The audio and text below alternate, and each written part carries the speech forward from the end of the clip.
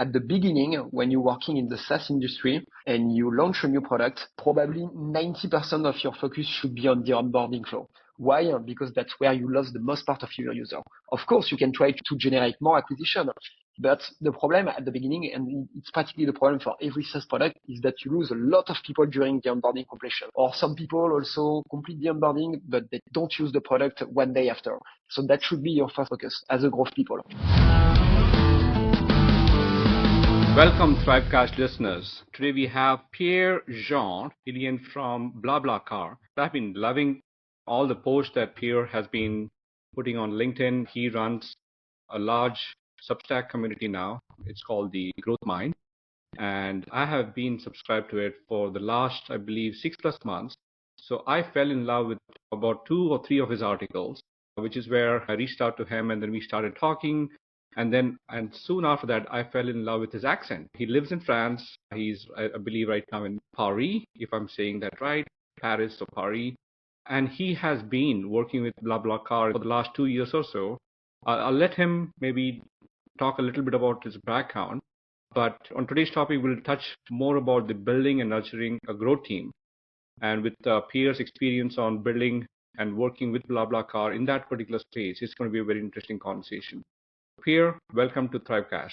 Yeah, thanks a lot for the invitation, and thanks a lot too for the introduction. I'm glad to be there. I saw you had a lot of good people coming up to the podcast recently, so congrats for that, and I'm glad to be one of them. So yeah, maybe to introduce myself. So as you say, my name is Pierre-Jean or Pierre. A lot of people, not from France, prefer to call me Pierre because it's easier for them. But yes, I'm working at BlaBlaCar, which is the leading carpooling platform since a bit more than 2 years now. I'm working as a growth manager on the Western Europe team. And it's been like now 6 years. I'm working in the tech and startup ecosystem. So I work in several roles related to marketing and growth during the last years. Yeah, happy to talk about the growth topics we will have to cover today. Absolutely. And to the listeners, you might actually find Pierre on Reforge as well. He's also a contributing member towards the Growth Series program for Reforge. And when I saw his name, I started connecting the dots and said, hey, these are good people. I should talk to Pierre. Pierre, maybe let's start with your background a little bit. Could you tell a little bit about your background to all the listeners? Maybe start off with a very high level. What was your background before you entered the world of growth? Yeah, that's a good question because I think there is like no dedicated course, at least during the education period, dedicated to growth. So that's an interesting question. So I did a master in business in a business school in Paris. So something which was related to entrepreneurship, marketing, and product. So I was already, it was between 2000 2019 that I did my studies there before I started working in the growth and tech ecosystem. And I was already interested by all the startup ecosystem. I really wanted to work on a startup to know why it was so disruptive, why everyone was talking about startups, innovation. At the time, it was pretty new, 5 or 6 years ago. This tech ecosystem, at least in France, probably not in the US. It was a bit more mature, but in France, it was very new. So I was pretty excited. And I started to work like in a really early stage startups between 5 to 10 people, sometimes before product market fit. So that's an interesting thing to talk about too. And I did after that company, which was a startup which was a bit more mature, between 100 to 200 employees when I was there, Series B at the time. And now I'm working at BlaBlaCar, which is of course bigger. We have now, I think, we are operating in 22 countries. So in Western Europe, of course, but also in Brazil, in Mexico, in India. So a lot of countries now. And it's also cool to do growth there because it's a big company and you have different challenges, but that's pretty interesting. Yeah, so I think BlaBlaCar is now in 17 plus countries all over the world. And maybe a quick reference to all the listeners. I encountered BlaBlaCar almost about maybe 8 or 9 months back when one of my colleagues, she told me that she uses that for taking taxis from various places. And then I was like, hey, is that Uber? No, it's BlaBlaCar. And it's pretty viral, especially in Spain and France. It's very viral. It's growing extremely, becoming very popular in Asian countries, particularly in India now. So maybe to get started on this, Pierre, could you explain to our listeners what do you mean by growth? And growth of a product, growth of a company, and maybe we'll jump into how do you build towards it? How do you nurture the growth team? Let's start with what is growth. That is a very good question because I think if you ask like, I don't know, 10 people in a room who are working in a company, like in a tech company, even in a tech company, you will have probably 8 to 9 different answers. Is it marketing? Is it product? Is it something else? Is it some kind of engineering? Why you try to move away to move up one KPI? So yeah, that's a really interesting question. So for me, growth, basically, as the name said, is like how you can move up a KPI. Whatever the KPI it is. Is it revenue? Is it usage? Is it the number of people asking for a demo? It depends of your focus, but basically how you can improve a KPI you're responsible of and which level will you try to activate to improve this KPI? So it could be, of course, like marketing levels. So for example, running ads, running outbound campaigns. You can do a lot of things to drive like top of the funnel volumes, but it can also be like improving the onboarding flow to make sure a lot of people goes to the activation moment and like really enjoy your product. But it can also be like iterate on pricing at BlaBlaCar. That's something we do a lot in my team. And yeah, try to propose the best price to your user. So it depends on the focus of your growth team, but it could, of course, be some marketing, some products, some revenue. And generally, you have like people from different teams, different squads working on the same goal. And you can have, for example, people from data, people from business, people from engineering working together to just grow a specific KPI or set of KPIs. So I think that's very interesting. You put it very nicely on that. So an ability for someone to constantly work on something to improve that thing, right? Maybe, and in your case, what you mentioned is a KPI or a key performance indicator. It reminds me of those good old days when they said, hey, we need to have security. So they created a security team. And over time, that was a dedicated security team, right, in the beginning.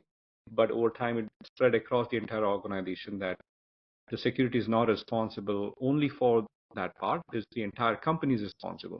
The same thing happened with DevOps, where they said, hey, I'm going to go create a DevOps team. And they focused on CI/CD and DevOps and all of that. And then over time, it became a responsibility across the board.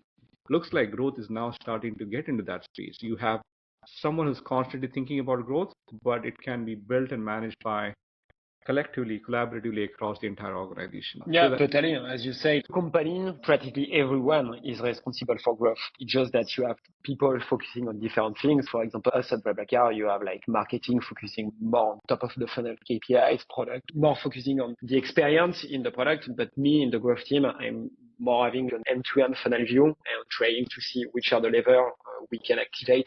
It could be on the product side, it could be on the marketing side, on the pricing side, to just generate. It could be revenue for the company. It could be other thing also. But yeah.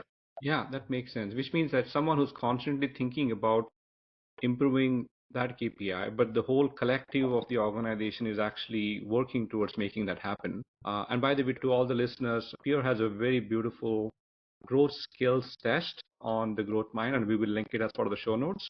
And I took that test, and it's amazing. He's got about 15, 20 questions, and then it just gives you, perspective of what are the things that you should be thinking about. So maybe that's a good start here. Why don't we maybe take a case of an early stage startup and then start building that story around it? So let's say if you have an early stage startup, I think by your definition, there's somebody who's thinking about that growth. It's typically a founder, and he's bringing that team collectively, right? He might be bringing engineering, marketing, sales, whatever resources he might have at that time. But now you're talking about, hey, this is now beyond a particular founder, which means that the startup has grown slightly beyond the realms of the founder owning this as a dedicated responsibility. He's now delegating that to someone. And who might be that someone? Which means maybe I'll ask this question in a slightly different way. If they decide to have someone outside of the founder to think about growth, who should that first hire be? Is that a PM? Is that a marketing? What kind of role would they hire for when they look for the first hire who's now thinking and doing things about growth? Yeah, that's a tricky question because it depends of the product. Is it a B2B or B2C product? Is it product led mainly, like a digital product, or is it like a service? Yeah, the answer could be a bit different. But what I would say for the first hire is that you need like someone who is good in practically everything. He's not an expert. He's more like a generalist with a good palette of different skills.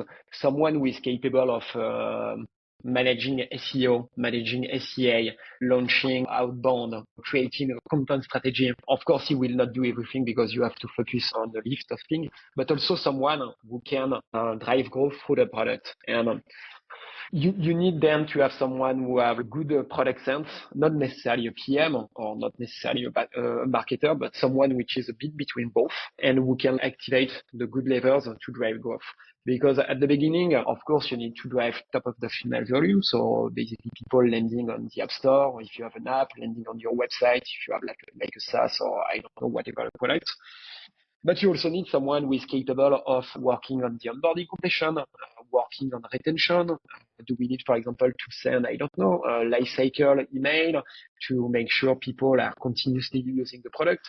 Do we need potentially to make the onboarding shorter because we see we have a low completion of the product onboarding? So you need someone like who is really good at many things, not an expert, a generalist, but someone who is capable of looking at all the funnels, looking at the data. So of course you need someone who is also good at looking at data and which is really data driven, someone who is practically everywhere and who is capable of saying, okay, that's what we need to do at the moment because that's where we lose the most part of our user. So yeah, someone who has a good business sense, who can do a bit of product, a bit of marketing, like a generalist. But yeah, that's what I would recommend as a first hire.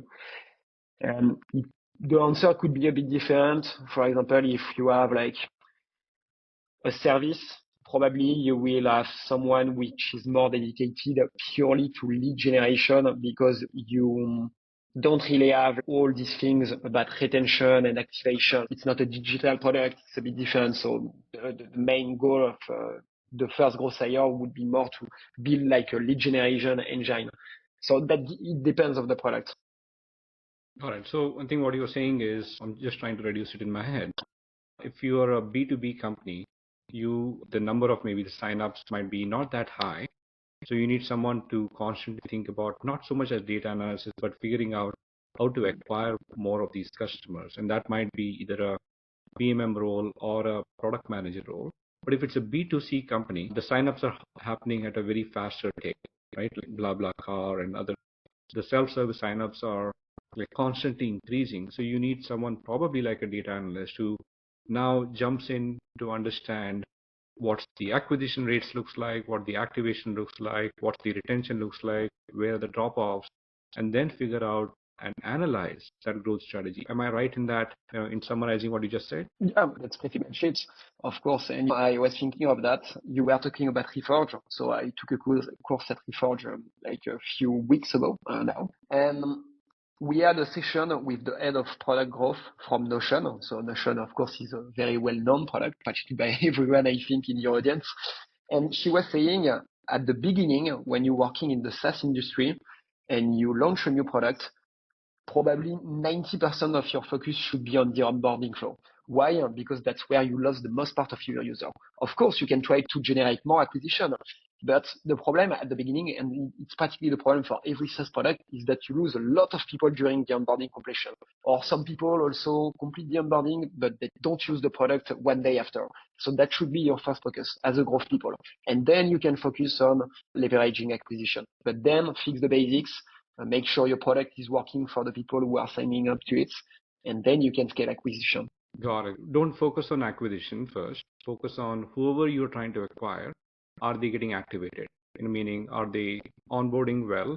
And if that process is nice and smooth, then and only then start looking into acquisition. It looks like that's your guidance around it. Yeah, of course. Maybe let's build upon that. In that particular case, the KPI for that growth team is not a constant KPI, looks like, right? In the beginning, when you get a first hire, your primary focus might be how to improve onboarding, how to improve your activation rate. So it looks like the KPI at that time and your North Star metrics, if you will, at that time, is not yet retention. It is about activation. So with the assumption that if the users are getting activated well enough over time, you can then start figuring out how do you retain them. But if you can't even get activated, you can't even retain them. It looks like the first KPI for that team is going to be on activation metrics. And typically these might be how many of them have completed setup, how many of them are using the product, what's the drop-off rates looks like. These are the right mix to begin with. These are activation metrics. Yeah, I think it could be like a really good KPI, or the KPI could be more like probably the number of active user, and it happen. Of course, it is powered by acquisition, but also a lot by activation. So yeah, probably like the number of active user at least at the beginning, because maybe you're a bit early to start talking about monetization, even if you need to generate revenue, of course. But improving monetization when you are in the early stages, it's a bit early. You are more trying to generate usage, having people who really love your product. Yeah, the number of active users for SaaS, for example, or mobile app could be a really good KPI at the beginning. Then after, you will more look at when you have a solid base of active users, you are more looking into like how do I monetize them if you don't do it already, or how do I improve the average revenue per user, things like that to improve the final revenue. Yeah, that looks like that's a good playbook. I haven't heard anyone speak those terms. Looks like you're a lot more clearer on that. So activation first, improve that.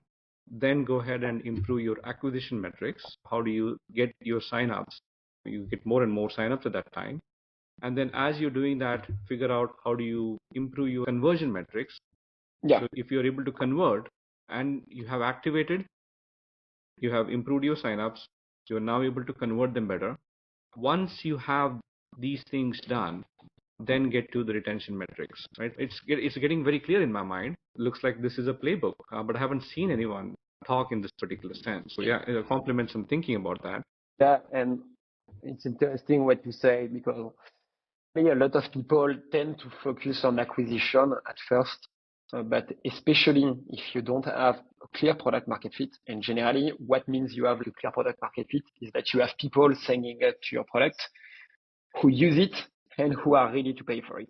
And a lot of people tend to focus even before reaching the product market fit on the acquisition. We need to scale our outbound campaigns. We need to run more efficient ads, but that's a bit useless to do it at the beginning, because you will throw money to the window, just because you can have a lot of people going to your website and signing up to the product, but if they don't use it at the end of the day, they will not pay for it and you will not generate revenue, even if you have like super solid outbound campaigns.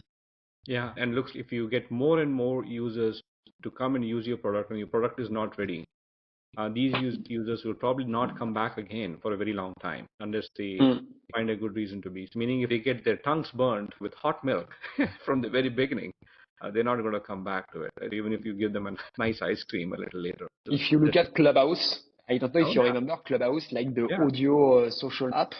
Yeah. I think that's what happened to them, because they were really good at driving people and like a crazy hype around the Right. app. And they had like this pretty smart system of you needed to receive an invite from someone, from a friend or colleague, to sign up to the product. So you were like, oh, I don't have an invite. I need to have one. Everyone is on Clubhouse, but I'm not.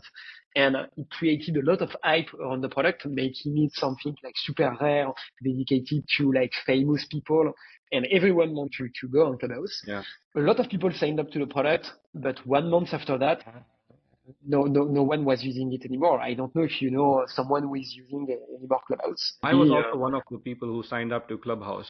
By the way, in the US, we also had a Columbia house, and they had the same thing. Like the Clubhouse, so these guys used to call you and then send you some offers, and you would go in, they would send you offers to acquire you.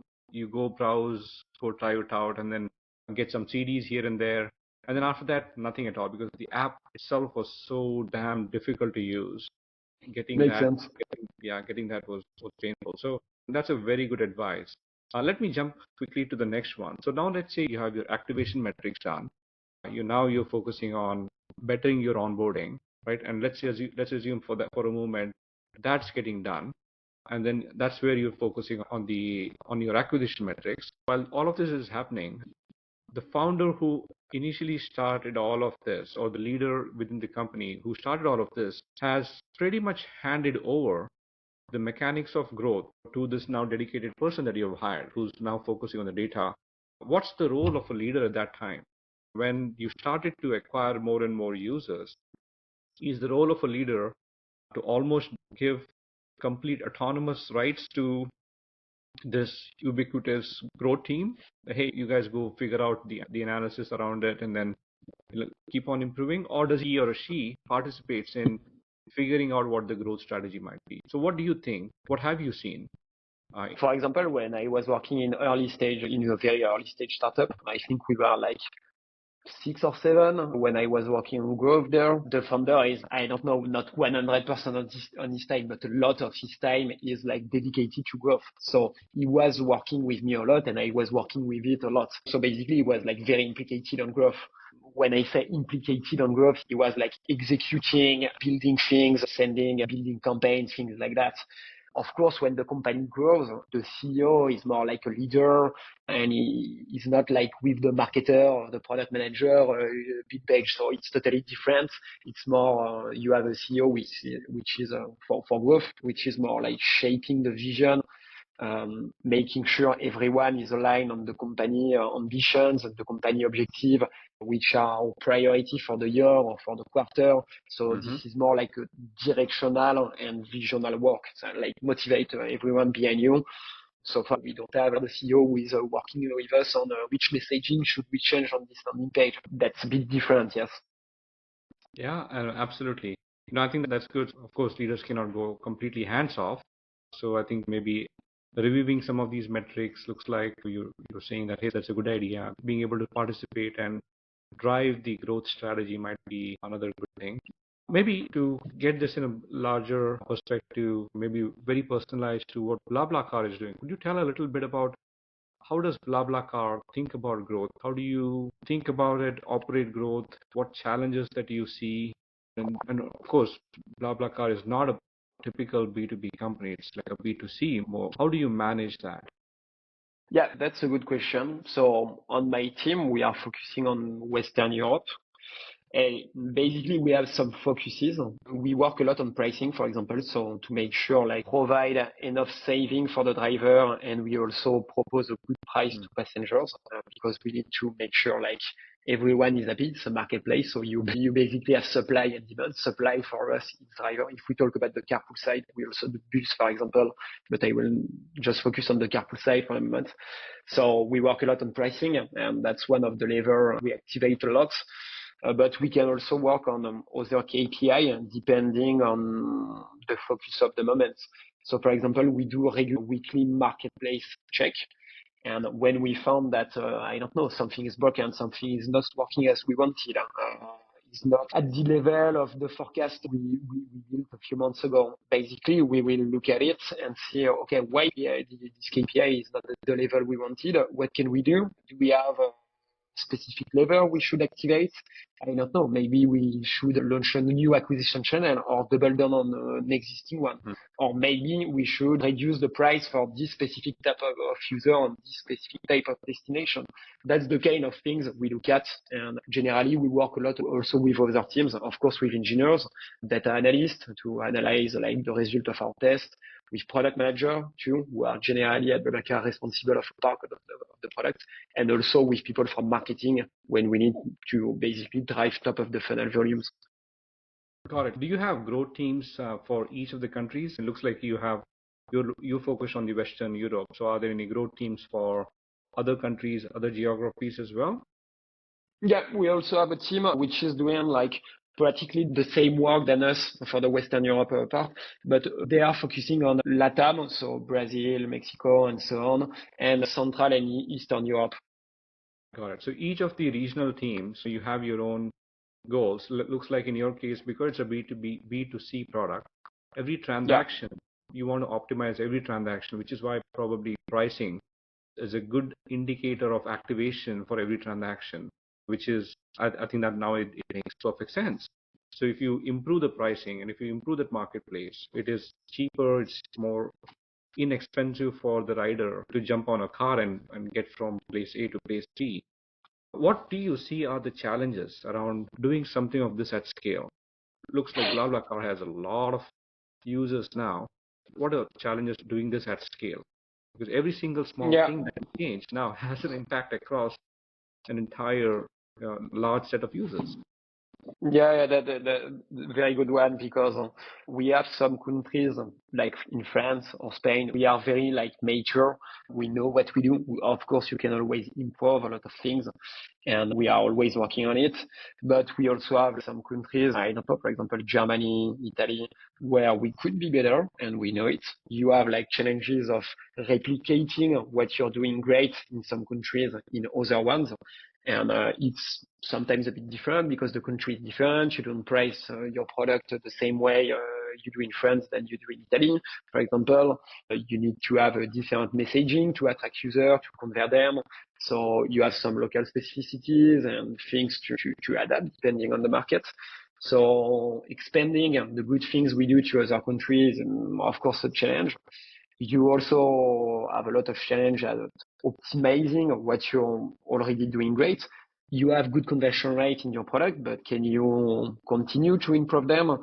Can you gain a few percentage point of conversion in this part of the funnel or this one? That's always things we look at too. And basically, one of the most challenging thing too is to stay focused also because of course you can do a lot of things, but you always need to choose 2, 3, 4, 5 things maximum. You will focus on this quarter, this guy, and not take all the projects because basically everyone has a lot of ideas, but you can do everything, and you always need to focus like on the most impactful one. So you always have also the challenge of jumping on the right priorities, doing the right thing at the right moment. Yeah, so the jumping on the right priorities, prioritizing the work, because it looks like there's a lot of challenges, a lot of variables, so you have to pick and choose your battles.